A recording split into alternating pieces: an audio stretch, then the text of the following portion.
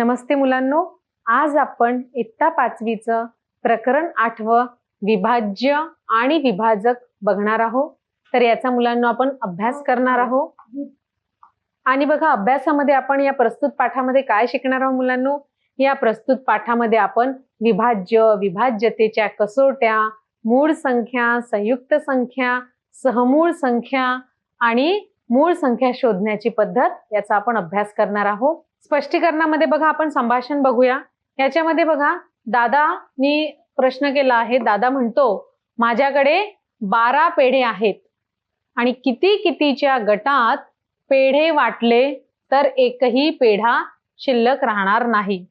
तर मुलांनो, इथे दादा काय म्हणतो की माझ्याकडे 12 पेढे आहेत। तर बघा मुलांनो, इथे किती पेढे आहेत आपण मोजूया। 1 2 3 4 5 6 7 8 9 10 11 12 म्हणजे मुलांनो इथे टोटल 12 पेढे आहेत। तर 12 पेढे आहेत आणि कितीच्या गटांमध्ये वाटले पेढे तर एकही पेढा शिल्लक राहणार नाही। तर बघूया मुलांनो, संजू काय म्हणतो त्यावर की वाटायचे म्हणजेच काय करायचे मुलांनी? वाटणी करणे म्हणजे भागायचे आहे। एकही पेढा शिल्लक राहणार नाही म्हणजे बाकी शून्य राहील। तर अंजू काय म्हणते? 2च्या फाड्यात 12 येतात। 12 येतात म्हणजे पेढ्यांचे 2चे ग्रुप करता येतील। तर मुलांनो, ग्रुप किती करता येईल आपल्याला? ग्रुप जे आहे ते 2चे ग्रुप करता येणार आहे। कारण 2च्या फाड्यामध्ये 12 येतो म्हणून म्हणजेच पेढ्यांचे 2चे आपल्याला ग्रुप करता येतील।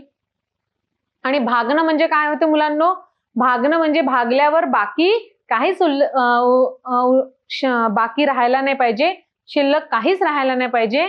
आणि बाकी किती राहायला पाहिजे मुलांनो? 0 म्हणजेच निशेष भाग जायला पाहिजे। तर मग बघा, मंजू काय म्हणते? 3च्या पटीत 12 येतात म्हणजे 3चे गट करता येतील, बरोबर आहे। 2च्या फाड्यातही 12 येते, 3च्या फाड्यामध्ये पण 12 येतात म्हणून 3चे पण गट करता येतील। तर सागर काय म्हणतो? 4चे पण गट करता येतील। कारण मुलांनो बघा, 4च्या फाड्यामध्ये सुद्धा 12 येते। मग अनितानी प्रश्न केला आहे, 5चे गट करता येतील का? तर मुलांनो, 5चे गट करता येतील का? नाही, कारण 5च्या फाड्यामध्ये 12 येत नाही। बघा मुलांनो, 12चे आपण गट 2च्या फाड्यामध्ये येते, 3च्या फाड्यामध्ये सुद्धा येते, 4च्या पण येते, 6च्या फाड्यात पण येते, पण 5च्या फाड्यामध्ये येते का? नाही। म्हणून आपण 5चे गट करता येणार नाही, कारण 5च्या फाड्यामध्ये 12 येत नाही। तर पूर्णपणे भाग जाईल का?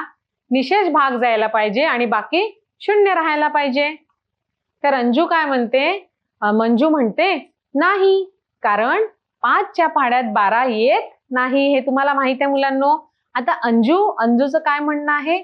6ने 12ला भाग जातो म्हणून 6चे देखील गट करता येतील मुलांनो। 6चे पण आपण गट करू शकतो, कारण 12च्या फाड्यामध्ये 2 3 4 6 आणि 12 1 12 असे येतात, पण 5 हा 12च्या फाड्यामध्ये येत नाही। तर मंजू काय म्हणते बघा, 7 8 9 10 11चे गट करता येणार नाही, बरोबर आहे मुलांनो।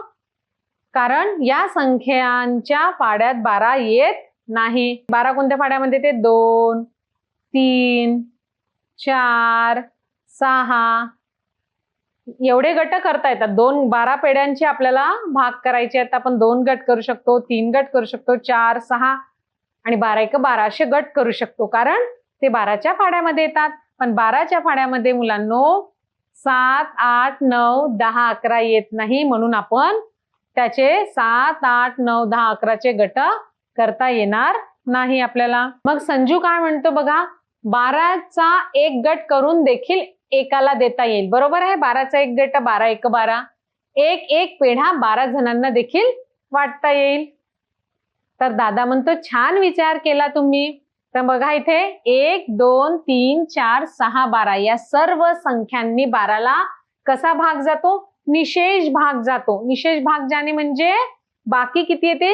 बाकी 0 येते, म्हणून या सर्वांना 12चे विभाजक किंवा 12चे अवयव आपण म्हणतो. बघा 12 पेढ्यांची मुलांनो 1 2 3 4 6 12 असे भाग करू शकतो. का बरं? कारण ह्या 1 2 3 4 6 12 या सगळ्या 12च्या फाड्यामध्ये येतात, पण 5 येत नाही म्हणून आपण 5 भाग करू शकत नाही. आणि याला 12नी कसा जातो? निशेष भाग जातो. आणि मुलांनो निशेष भाग जाणे म्हणजे बाकी 0 राहते. तर मग आपण काय म्हणूया बघा, 12चे विभाजक किंवा अवयव म्हणतात. म्हणून हे काय झाले? 12चे अवयव झाले किंवा विभाजक झाले. याचप्रमाणे आता बघा 1 2 4 8 16 हे 16चे विभाजक आहेत.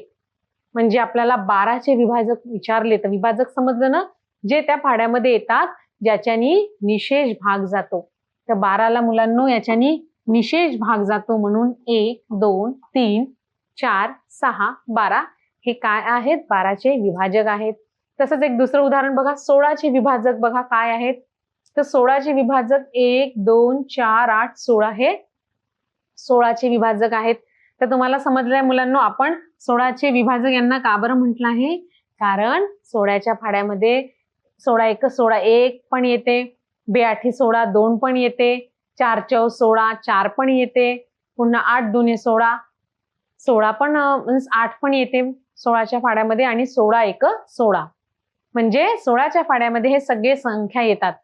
आणि भाग कसा जातो? निशेष जातो. म्हणून आपण 16चे जे विभाजक आहेत ते कोणते आहेत मुलांनो?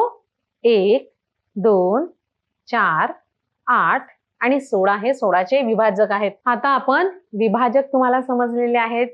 आता आपण विभाज्य म्हणजेच मल्टिपल हे बघूया. विभाज्य म्हणजे काय असते ते बघूया. दादा म्हणतो भाजक व भाज्य म्हणजे काय हे तुम्हाला माहित आहे. माहित आहे मुलांनो? माहित आहे आपल्याला, आपण शिकलेलो आहोत. पण विभाज्य आणि विभाज्य म्हणजे काय हे आपल्याला माहित नाही. हे आपल्याला आता आपण इथे शिकणार आहोत मुलांनो.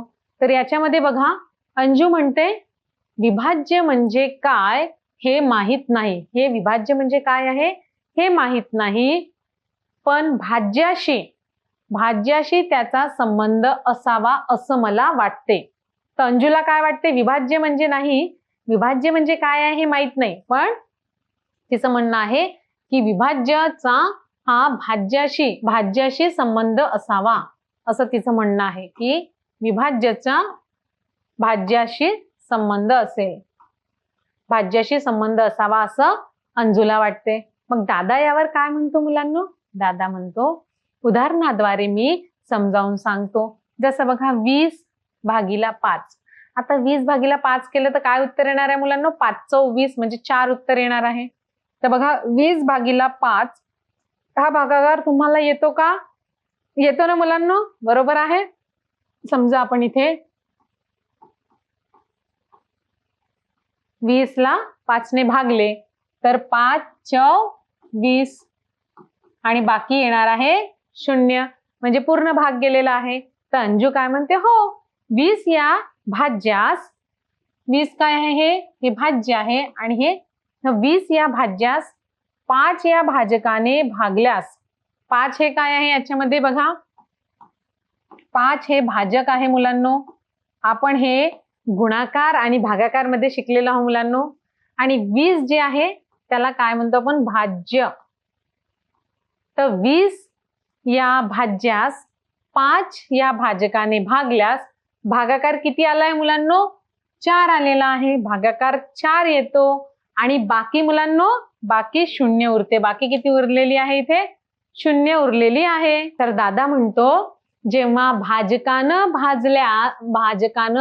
भाज्याला भागल्यावर बाकी 0 उरते तेव्हा त्या भाज्याला विभाज्य म्हणतात. म्हणजे या ठिकाणी 20 ही जी संख्या आहे ती 5 न विभाज्य आहे. समजलं मुलांनो? म्हणजे निशेष भाग गेला 20 आपण 5 केलं तर 5 × 20 4 पूर्णपणे भाग गेला आहे आणि बाकी 0 आलेला आहे. तर अशा वेळेस मुलांनो जेव्हा भाजकानी भाज्याला भागल्यास बाकी 0 उरते तेव्हा त्या भाज्याला विभाज्य म्हणतात. म्हणजे या ठिकाणी 20 ही संख्या 5 ने विभाज्य आहे. म्हणजेच ही जी 20 ही संख्या आहे ती 5 ने काय आहे मुलांनो, विभाज्य आहे. आपण विभाजक बघितलेला आहे, आता विभाज्य बघत आहोत मुलांनो. आता जसं बघा 21 भागीला 7 केलं मुलांनो, तर बघा 21 भागीला समजा आपण 7 केलं, 21 भागीला 7, तर बघा 7चा फाडा 7 एक 21 भाग सॉरी इथे 5 केलेला आहे ना, 21 भागीला 5. तर बघा मुलांनो 21 भागीला 5 केलं, तर बघा कसं आपण भाग देऊया. 5 एक 5, 5 चौ 20 करूया. पण बाकी किती उरली आहे इथे, बाकी 1 उरलेली आहे. 0 आहे का, म्हणजेच आपण म्हणू शकतो का 20 ला 5 ने निशेष भाग जातो, नाही. 20 ला 5 ने निशेष भाग जात नाही. तर बघा इथे 21 भागीला जेव्हा 5 केलं तर हा भागाकार बघा, आणि 21 ला 5 ने भागल्यावर बाकी किती आली मुलांनो, बघा बाकी इथे 0 आलेली आहे. आपली बाकी मुलांनो इथे 0 आले, बाकी सॉरी 1 आलेली आहे. 0 आली का, नाही. म्हणजेच निशेष भाग जात नाही आणि इथे बाकी 1 उरते. म्हणजेच 21 ही संख्या 5 ने विभाज्य आहे का, नाही. 5 ने विभाज्य नाही. तर वेगवेगळ्या शब्दात बघा, वेगळ्या शब्दात म्हणूया आपण, जेव्हा भागाकारात बाकी 0 उरते, बाकी किती उरते, 0 उरते, तेव्हा भागाकाराला विभाजक आणि भाज्याला विभाज्य म्हणतात. म्हणजे बघा जे उत्तर येईल तर आपण भाजकाला आपण विभाजक म्हणतो मुलांनो. जसं इथे बघा 21 भागीला 5 आहे, तर इथे जो भाजक आहे त्याला आपण विभाज्य म्हणूया आणि भाज्याला आपण विभाज्य म्हणूया. आता बघा सांगा, 84 खडू आहेत मुलांनो. आता तुम्हाला विभाज्य कशाला म्हणतात समजलंच असेल. आता अजून एक उदाहरण बघूया. 84 खडू आहेत, त्याचे 6-6चे गट होतील का, म्हणजे आपल्याला बघा 6-6चे गट होतील का, त्यासाठी काय करावं लागेल, अगदी बरोबर सांगितलं मुलांना तुम्ही. 84 ला आपण 6 ने भागूया आणि निशेष भाग जातो का ते बघूया. म्हणजेच बाकी 0 उरते का हे बघायचं आहे. आणि बाकी समजा 0 उरत असेल तर आपण म्हणू शकतो की त्याचे 6-6चे गट होतील. तर बघा सूरज म्हणतो मी 6 न भागून बघतो. बघा मुलांनो, आपण समजा 84 घेतलं, आपण काय करत आहे, 84 भागीला 6, तर 6च्या फाड्यामध्ये 84 येते का, नाही. म्हणून एक आपण ही बघूया 8 येते का, तर 8 पण मोठी होईल. 6 दुने 12 होते बरोबर, म्हणून 6 एक 6 करूया आणि 8 मधून 6 गेले तर किती उरते मुलांनो, 2. वरचे हे 4 इथे खाली येईल मुलांनो. बघा आता 6च्या फाड्यामध्ये 24, 6 चौ 24 आलेला आहे. 4 मधून 4 गेले 0, 2 मधून 2 गेला 0. म्हणजे आपण म्हणू शकतो 84 भागीला 6 केले तर भागाकार 14 आला आणि भाग कसा गेला मुलांनो, निशेष भाग गेला, बाकी 0 उरते. तर सूरज म्हणतो मी 6 ने भागून बघतो. 84 ला 6 ने निशेष भाग जातो गेला आहे आणि भागाकार 14 येतो. म्हणजेच 6-6चे आपण 14 गट तयार होतील. तर इथे बघा मुलांनो, इथे 84 जे आहे, इथे जे 84 जे आहे तो 84 हा विभाज्य आणि 6 हा विभाजक आहे. तर बघा मुलांनो, आपण इथे 84 काय झालेला आहे, 84 हे याला आपण काय म्हणूया, 84 ला आपण 84 ला काय म्हणूया मुलांनो, बघा 84 भागीला 6 केल्यावर उत्तर हे 14 आलेलं आहे, बाकी 0. तर इथे मुलांनो लक्षात ठेवायचं आहे, जो 84 हा विभाज्य, 84 ला आपण काय म्हणूया, विभाज्य म्हणूया आणि 6 हा विभाजक आहे. 6 काय आहे, विभाजक आहे, कारण 6च्या फाड्यामध्ये 6नी जो आपण भाग दिल्यावर पूर्ण जातो भाग, म्हणून 84 हा काय आहे मुलांनो, लक्षात ठेवा 84 हा विभाज्य आहे. 84 हा विभाज्य आहे आणि 6 हा काय आहे, विभाजक आहे. हे तुम्हाला लक्षात ठेवायचं आहे मुलांनो. तर आता बघा दादा, खडूंची संख्या बघा 6, 12, 18, 36, 84 अशी असेल. कारण बघा आपण 6 6चे गट करू ते खडू संपतील. म्हणजेच आपण बघा 6, 12, 18, 36 आणि 84. कारण का बरं हे आहे, त्याचे मल्टिपल्स आहेत, याचे फॅक्टर आहेत, अवयव आहेत. का बरं 84चे जे अवयव आहेत ते कोणते आहेत मुलांनो? 6, 12, 18, 36 आणि 84. कारण की ह्या संख्यांनी आपण 84च्या फाड्यामध्ये बघितले तर हे संख्या येतात ह्या संख्यांनी, म्हणजे 6च्या फाड्यामध्ये पण बघा आपण यांनी भाग दिला तर निशेष भाग जातो. 12नी पण दिलं, 12 12 25 12 30 12 12 60 12 72, 12 7 व्हेरी गुड 84. म्हणजे बघा 12च्या फाड्यामध्ये पण 84 येते, 18च्या फाड्यामध्ये पण येते आणि 36च्या फाड्यामध्ये पण 84 येते आणि 84 एक 84 सुद्धा येते. तर म्हणून आपण म्हणू शकतो मुलांनो की 6, 12, 18 आणि 36, 84 या संख्या 6ने विभाज्य आहेत किंवा त्या संख्यांना 6ने कसा भाग जातो? निशेष भाग जातो, बाकी शून्य उरते. समजलं असेल मुलांना तुम्हाला विभाज्य आणि विभाज्यता, विभाज्य आणि विभाजक. बघा आता 3च्या फाड्यामध्ये बघा मुलांनो, 3च्या फाड्यामध्ये येणाऱ्या प्रत्येक संख्येला 3ने निशेष भाग जातो किंवा त्या संख्येला, म्हणून त्या संख्या 3ने विभाज्य असतात. तसंच 7च्या फाड्यात येणाऱ्या संख्या 7ने विभाज्य असतात. 9च्या फाड्यात येणाऱ्या संख्या 9ने विभाज्य असतात.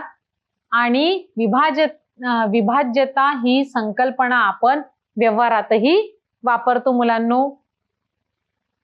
म्हणजे बघा आता तुम्हाला समजलं असेल, समजा त्या फाड्यामध्ये ती संख्या येत असेल तर ते विभाज्य आहे. आपण म्हणू शकतो बघा इथे 3च्या फाड्यात येणाऱ्या प्रत्येक संख्येला, 3च्या फाड्यात येणाऱ्या प्रत्येक संख्येला 3ने कसा भाग जाईल? निशेष भाग जाणार आहे, बाकी शून्य उरणार आहे. तसंच आपण समजा बघा निशेष भाग जातो किंवा त्या संख्या 3ने आपण विभाज्य आहे असं आपण म्हणू शकतो. तसंच समजा 7च्या फाड्यात येणाऱ्या सगळ्या संख्या 7ने विभाज्य असतात आणि 9च्या फाड्यातील संख्या 9ने विभाज्य असतात. म्हणजे त्या फाड्यामध्ये येतात, म्हणजेच भाग कसा जातो? निशेष जातो. म्हणजे आपण म्हणू शकतो की 3च्या फाड्यात येणाऱ्या संख्यांना 3ने निशेष भाग जातो, म्हणजे 3 हे 3ने विभाज्य आहेत. तसंच 7ने विभाज्य आपण म्हणू शकतो 7च्या फाड्यात येणाऱ्या संख्यांना. तसंच 9च्या फाड्यातील संख्यांना 9ने विभाज्य असतात, आपण असं म्हणू शकतो मुलांनो. तर बघा विभाज्यता ही संकल्पना आपण व्यवहारातही वापरतो. व्यवहारात म्हणजे डेली लाईफ मध्ये पण आपण ते यूज करतो, विभाज्यता संकल्पना. कारण बघा मी काही प्रश्न विचारतो त्यावर तुमच्या लक्षात येईल की आपण कसं हे व्यवहारातही वापरतो. माझ्याजवळ 20 मिलीलिटरचं माप आहे. किती? माझ्याजवळ 200 मिलीलिटरचं माप आहे आणि त्याच्या सहाय्याने मला 1 लिटर दूध मोजता येईल का मुलांनो? बघा खूप छान प्रश्न विचारलेला आहे. 200 मिलीलिटरचं जे माप आपल्याजवळ आहे आणि त्याच्या सहाय्याने 1 लिटरचे दूध मोजता येईल का? तर हो मुलांनो, नक्कीच मोजता येईल. कारण सूरज काय म्हणतो त्यावर? 1 लिटर म्हणजे आपल्याला माहित आहे मुलांनो, 1 लिटर म्हणजे 1000 मिलीलिटर होते. तर 1 लिटर म्हणजेच 1000 मिली होते. तर आपण 1000 करायचं आहे म्हणजे आपण 200ला कितीने? 5ने गुणूया. बरोबर 2×5 = 10, म्हणजे 200 गुणिला 5 केलं तर आपण 1000 येणार आहे मुलांनो. तर बघा म्हणजेच 1000 ही संख्या 200ने विभाज्य आहे, म्हणजे त्याची आपण भाग करू शकतो. कारण 1000ला समजा आपण 1000चे हे केलं आपण, 1000 म्हणजेच काय होते मुलांनो? 1 लिटर म्हणजेच 1000 मिली होते. तर आपल्याजवळ माप कितीचं होतं? 200चं. तर आपण 200चं असे 5दा करावे लागेल आणि भाग निशेष जातो. तर म्हणून आपण म्हणू शकतो की 1000 ही संख्या 200ने विभाज्य आहे, कारण बाकी शून्य उरते. म्हणून 200 मिलीमीटरच्या मापानं 1 लिटर दूध मोजता येईल. जो प्रश्न विचारला होता, तर 200 मिलीलिटरच्या मापाने आपण 1 लिटर दूध मोजू शकतो. 200 मिलीची 5 मापं म्हणजेच 1 लिटर दूध होईल. 200 गुणिला 5 म्हणजे 200 मिलीलिटरची आपल्याला 5 मापं घ्यावे लागेल, म्हणजेच 1 लिटर होईल. बघा मुलांनो, आता दादानी पुन्हा प्रश्न केलेला आहे की 200 मिलीच्या मापाने 1.5 लिटर दूध मोजता येईल का? तर 1.5 लिटर म्हणजे काय होते मुलांनो? 1.5 लिटर म्हणजे 1.5. 1 लिटर म्हणजे किती ते? 1500. 1500 मध्ये अर्धा लिटर म्हणजे 500, म्हणजेच इथे 1500. सॉरी, 1 म्हणजे 1000 आणि अर्धा लिटर म्हणजे 500, म्हणजे किती येईल? 1500. तर याला म्हणतात 1500चे आपण 200 मिलीच्या सहाय्याने मोजले तर येईल का मुलांनो? तर बघा, आपण काय करूया, इथे 1500ला 200 ने भागूया. निशेष भाग गेला तर तितके भाग आपल्याला करता येतील. बघा, 200 तर 2 साती 14 म्हणजे 100 बाकी राहत आहे. म्हणजेच आपण याच्यानी करू शकत नाही. म्हणजेच आपण 200 मिलीच्या मापाने 1.5 लिटर दूध मोजता येणार नाही, कारण निशेष भाग जात नाही. तर आपण बघूया याचं उदाहरण, एक्सप्लेनेशन.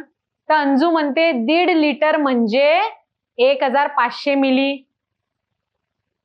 तर 200च्या पटीत नाही, म्हणजे 1500 ही संख्या 200 न विभाज्य नाही, म्हणून 200 मिलीच्या मापाने 1.5 लिटर दूध मोजता येणार नाही. कारण 200च्या फाड्यामध्ये 1500 येते का मुलांनो? नाही. मग दादा म्हणतो माझ्याकडे 400 ग्रामचे.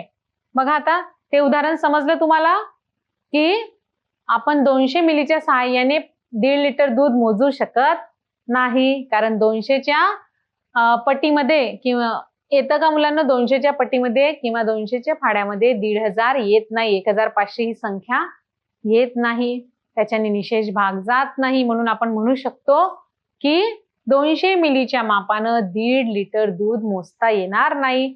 बघा, हे उदाहरण समजलं असेल मुलांनो. आता आपण दुसरं उदाहरण बघूया, ह्याच्याने तुम्हाला अजून छान पैकी समजेल. आता इथे बघा, दादा म्हणतो माझ्याकडे 400 ग्राम चणे आहेत. किती आहेत मुलांनो? 400 ग्राम चणे आहेत.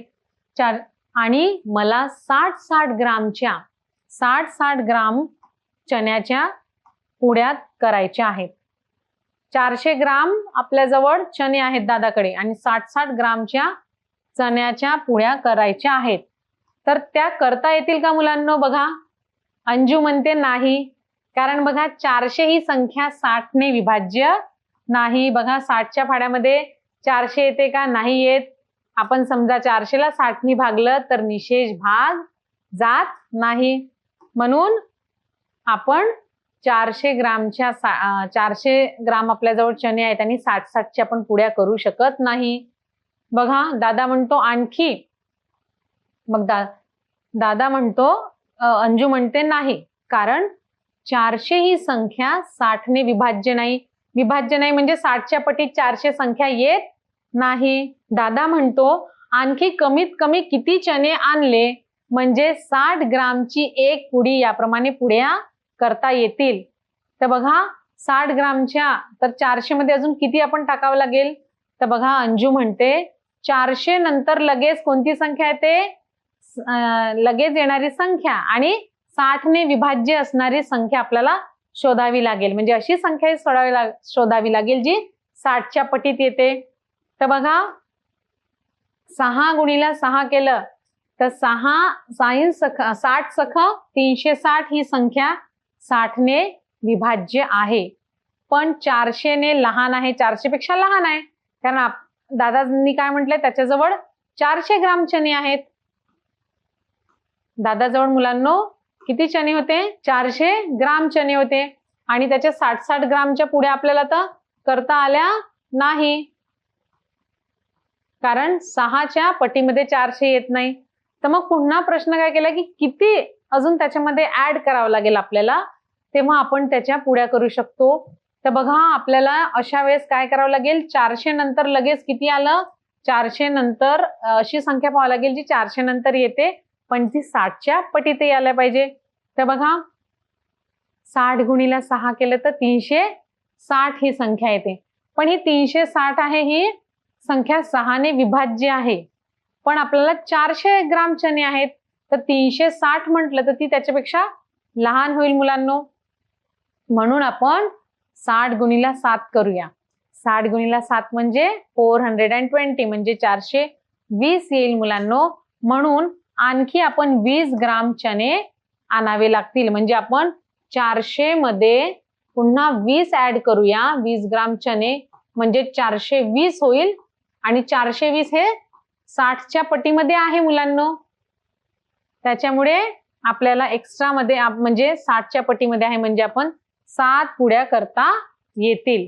म्हणजे एक्स्ट्रा मध्ये आपल्याला 20 ग्राम ऍड करावं लागेल. तर मुलांनो हे सुद्धा उदाहरण तुम्हाला समजलं असेल.